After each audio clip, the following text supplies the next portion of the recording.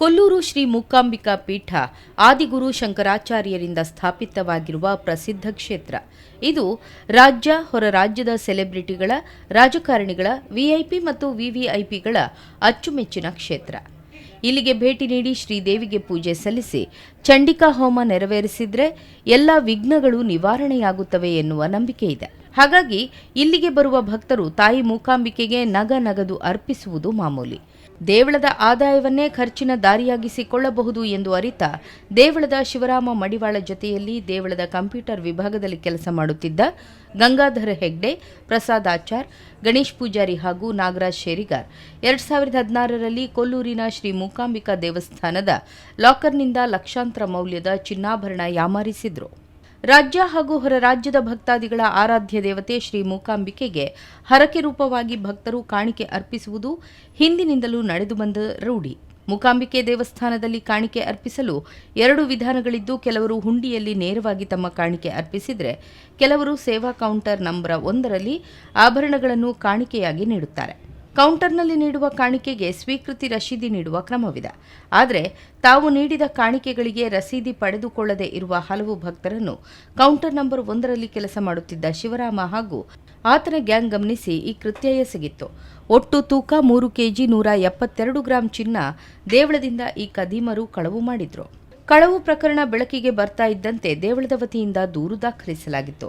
ಅಂದಿನ ಎಸ್ಪಿ ಅಣ್ಣಾಮಲೈ ನೇತೃತ್ವದಲ್ಲಿ ತನಿಖೆ ಆರಂಭಿಸಿ 2012ರಿಂದ 16 ಫೆಬ್ರವರಿ 29ರವರೆಗೆ ಕೌಂಟರ್ 1ರಲ್ಲಿ ಭಕ್ತರು ನೀಡಿದ ಚಿನ್ನಾಭರಣಗಳ ಲೆಕ್ಕಾಚಾರ ಮಾಡಿದಾಗ ಒಟ್ಟು ತೂಕ 3 ಕೆಜಿ 172 ಗ್ರಾಂ ಆಗಿತ್ತು. ಪ್ರಕರಣ ದಾಖಲಾದ ಬಳಿಕ ದೇವಸ್ಥಾನದಲ್ಲಿ ಪರಿಶೀಲನೆ ನಡೆಸಿದಾಗ ಮೊದಲು 651 ಗ್ರಾಂ ಹಾಗೂ ನಂತರ 430 ಗ್ರಾಂ ಚಿನ್ನಾಭರಣ ಸಿಕ್ಕಿತ್ತು. ಆರೋಪಿ ಶಿವರಾಮ ನೀಡಿದ ಮಾಹಿತಿಯ ಆಧಾರದಲ್ಲಿ ಕೊಲ್ಲೂರು, ಕುಂದಾಪುರ, ಗಂಗೊಳ್ಳಿ, ಬೈಂದೂರು ಮುಂತಾದ ಕಡೆಗಳಲ್ಲಿ ವಿವಿಧ ಬ್ಯಾಂಕ್ ಹಾಗೂ ಸೊಸೈಟಿ, ಫೈನಾನ್ಸ್ ಮೊದಲಾದೆಡೆ ಅಡವು ಇಡಲಾಗಿದ್ದ 2 ಕೆಜಿ 243 ಗ್ರಾಂ ಚಿನ್ನಾಭರಣಗಳನ್ನು ವಶಪಡಿಸಿಕೊಳ್ಳಲಾಗಿತ್ತು. ಆರೋಪಿಯೊಂದಿಗೆ ಕೈ ಜೋಡಿಸಿರುವ ಇತರೆ ಆರೋಪಿಗಳು ಪ್ರಾರಂಭದಲ್ಲಿ ಶಿವರಾಮನ ಬಳಿ ಕೈ ಸಾಲ ಪಡೆದುಕೊಳ್ಳುತ್ತಿದ್ದು, ಕೊನೆಗೆ ಭಕ್ತರು ಶ್ರೀದೇವಿಗೆ ನೀಡಿದ ಚಿನ್ನಾಭರಣಗಳನ್ನೇ ಅಡವು ಸಾಲ ಪಡೆದುಕೊಂಡು ಮಜಾ ಮಾಡಿದ್ರು. ಕದ್ದ ಹಣದಲ್ಲಿ ನಿತ್ಯ ಕುಡಿತ, ಐಪಿಎಲ್ ಕ್ರಿಕೆಟ್ ಬೆಟ್ಟಿಂಗ್, ಜೂಜು, ಮಟ್ಕಾ ಮುಂತಾದ ಅಕ್ರಮ ಚಟುವಟಿಕೆಗೂ ಬಳಸಿದ್ರು. ಸಪೋಸ್ ತಾವೊಂದು ಪೂಜೆ ಮಾಡ್ತೀರಿ, ಬೇರೆ ಚಂಡಿಕಾ ಹೋಮ ಮಾಡ್ತೀರಿ, ತಾವು 8,000 ಪೇ ಮಾಡ್ತೀರಿ, ತಕ್ಷಣ ತಮ್ಮ ಕಲ್ಲಿ ರಸೀದಿ ಕೊಡ್ತಾರೆ. ಸೊ ಟೆಂಪಲ್ ರೂಲ್ಸ್ ಪ್ರಕಾರ ನೆಕ್ಸ್ಟ್ ಡೇ 12 ಗಂಟೆ ಒಳಗಡೆ ತಾವು ಎಷ್ಟು ಅಮೌಂಟ್ ಕಲೆಕ್ಟ್ ಮಾಡ್ತೀರೋ ಆ ಅಮೌಂಟ್ ಟೆಂಪಲ್ ಇಒ ಅವ್ರಿಗೆ ಡೆಪಾಸಿಟ್ ಮಾಡಬೇಕು, ಆಮೇಲೆ ಬ್ಯಾಂಕ್ ಹೋಗ್ತದೆ. ಸೊ ಇವರೇನ್ ಮಾಡ್ತಾರೆ, ಒಂದು 3-4 ಆಸಾಮಿ ನಮಗೆ ಯಾರು ಅರೆಸ್ಟ್ ಆಗಿದ್ದಾರೆ, ಎಕ್ಸ್ಟ್ರಾ ಇನ್ನ ಸ್ವಲ್ಪ ಜನ, they were involved in to cricket betting. ಅವರು ಕ್ರಿಕೆಟ್ ಬೆಟ್ಟಿಂಗು, ಬೇರೆ ಬೇರೆ ಮಟ್ಕಾ, ಗ್ಯಾಂಬ್ಲಿಂಗ್, ಆ ತರ ಬೇರೆ ಬೇರೆ ಅವ್ರಿಗೂ ಬ್ಯಾಡ್ ಇದು ಇತ್ತು ಅವ್ರಿಗೂ. ಸೊ ಅವ್ರೇನ್ ಮಾಡ್ತಾರೆ, ಕೌಂಟರ್ ನಲ್ಲಿ ಸಿಕ್ಕುವ ದುಡ್ಡು 10,000, 20,000, 30,000, 50,000, 70,000 ಎಷ್ಟು ಅಮೌಂಟ್ ಇದೆ ಅವ್ರು ತಗೊಂಡು ಹೋಗ್ಬಿಡ್ತಾರೆ. ಅದು ಹೋಗಿ 2 ದಿನ 3 ದಿನ ಬಿಟ್ಟು 5,000, 10,000 ತಗೊಂಡು ಹೋಗಿದಾರನ 5,000 ಹಾಕುವುದು, 3,000 ತಗೊಂಡು ಹೋಗಿದಾರನ 1,000 ಹಾಕುವುದು. So over a point of time ಇಂದ 1,000 ಬಿಲ್ಡಪ್ ಆಗಿ it became 10 lakh rupees, 10-11 lakh ಆಯಿತು. ಸೊ ಒಂದು 3-4 ಜನ ಕಂಪ್ಯೂಟರ್ ಆಪರೇಟರ್ ಒಬ್ಬೆ, ಒಂದು ಸೆಕ್ಷನ್ ನಲ್ಲಿ ಅಕೌಂಟ್ಸ್ ಮ್ಯಾನೇಜರ್ ಒಬ್ಬೆ, ಅವ್ರೇನ್ ಮಾಡ್ತಾರೆ, they started misusing money for the past 3-4 years. ತುಂಬಾ ಮನಿ ಮಿಸ್ಯೂಸ್ ಮಾಡಿ over a point of time ಒಂದು ದೊಡ್ಡ ಅಮೌಂಟ್ ಆಗಿ ಅದು ಶುರುವಾಗಿತ್ತು. ಇದು ಒಂದೇ ದಿನ ಆಗಿದಲ್ಲ, ಕಳೆದ 3 ವರ್ಷದಲ್ಲಿ ಡೈಲಿ ಆಗಿದ ಅಮೌಂಟ್. ಪ್ರಕರಣ ನಡೆದು ಇದುವರೆಗೂ ಸರಿಸುಮಾರು 10 ವರ್ಷ ಕಳೆದರೂ ದೇವಳವು ಚಿನ್ನ ಕಳವು ಪ್ರಕರಣದಲ್ಲಿ ನಾಪತ್ತೆಯಾಗಿರುವ ಚಿನ್ನಾಭರಣಗಳ ಪೈಕಿ ಇನ್ನೂ 415 ಗ್ರಾಂ ಚಿನ್ನಾಭರಣಗಳು ಪತ್ತೆಯಾಗಿಲ್ಲ. ಅಂದು ಎಸ್ಪಿ ಆಗಿದ್ದ ಅಣ್ಣಾಮಲೈ ಸದ್ಯ ಪೊಲೀಸ್ ಇಲಾಖೆಯಲ್ಲಿಯೇ ಇಲ್ಲ. ಇನ್ನು ಹೊಸ ಆಡಳಿತ ಮಂಡಳಿ ಕಾರ್ಯನಿರ್ವಹಿಸ್ತಾ ಇದ್ದು, ಚಿನ್ನ ಕಳವು ಪ್ರಕರಣದ ಕುರಿತು ಯಾವುದೇ ಸ್ಪಷ್ಟ ಮಾಹಿತಿ ಇಲ್ಲ ಎನ್ನುವಂತಾಗಿದೆ.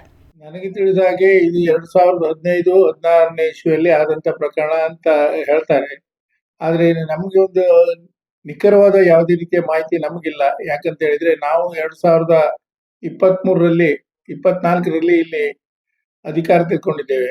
ಆನಂತರ ಯಾವುದೇ ರೀತಿಯ ಇಲಾಖೆಯ ತನಿಖೆಗಳಾಗ್ಲಿ ಅಥವಾ ಪೊಲೀಸ್ ಇಲಾಖೆಯ ತನಿಖೆಗಳಾಗ್ಲಿ, ನಮ್ಮ ಧಾರ್ಮಿಕ ದತ್ತಿ ಇಲಾಖೆಯಿಂದಾಗ್ಲಿ ಯಾವುದೇ ರೀತಿಯ ತನಿಖೆ ಬಗ್ಗೆ ಯಾವುದೇ ಪತ್ರ ವ್ಯವಹಾರ ಏನು ಆದದ್ದು ನಮ್ಮ ಗಮನಕ್ಕಿಲ್ಲ. ಇದನ್ನ ಈಗ ಸೋಷಿಯಲ್ ಮೀಡಿಯಾದಲ್ಲಿ ನಾವು ಇದನ್ನೆಲ್ಲ ನೋಡ್ತಾ ಇದ್ದೇವೆ. ಮುಂದಿನ ದಿನಗಳಲ್ಲಿ ಇದು ಒಂದು ಪಾರದರ್ಶಕವಾದ ತನಿಖೆ ಆಗುವುದಾದ್ರೆ ದೇವಸ್ಥಾನದ ವತಿಯಿಂದ ಮತ್ತು ನಮ್ಮ ವ್ಯವಸ್ಥಾಪನಾ ಸಮಿತಿಯ ವತಿಯಿಂದ ನಾವು ಪೂರ್ಣ ಸಹಕಾರವನ್ನ ಬೆಂಬಲವನ್ನು ಕೊಡ್ತೇವೆ ಅಂತ ನಾನು ಹೇಳಲಿಕ್ಕೆ ಬಯಸ್ತೇನೆ. ಒಟ್ಟಾರೆಯಾಗಿ ದಕ್ಷಿಣ ಭಾರತದ ಪ್ರಸಿದ್ಧ ದೇವಳದ ಚಿನ್ನ ಕಳವು ಪ್ರಕರಣ 415 ಗ್ರಾಂ ಚಿನ್ನ ಎಲ್ಲಿದೆ ಎನ್ನುವುದೇ ಯಕ್ಷ ಪ್ರಶ್ನೆಯಾಗಿದೆ. ಈ ಪ್ರಕರಣ ತಾನಾಗಿಯೇ ಮೂಲೆ ಸೇರಿತೆ ಅಥವಾ ಉಳಿದ ಚಿನ್ನ ಯಾರ ಕೈ ಸೇರಿತು ಎನ್ನುವ ಮಾಹಿತಿಗೆ ಉತ್ತರ ಆ ದೇವಿಯೇ ನೀಡಬೇಕಿದೆ.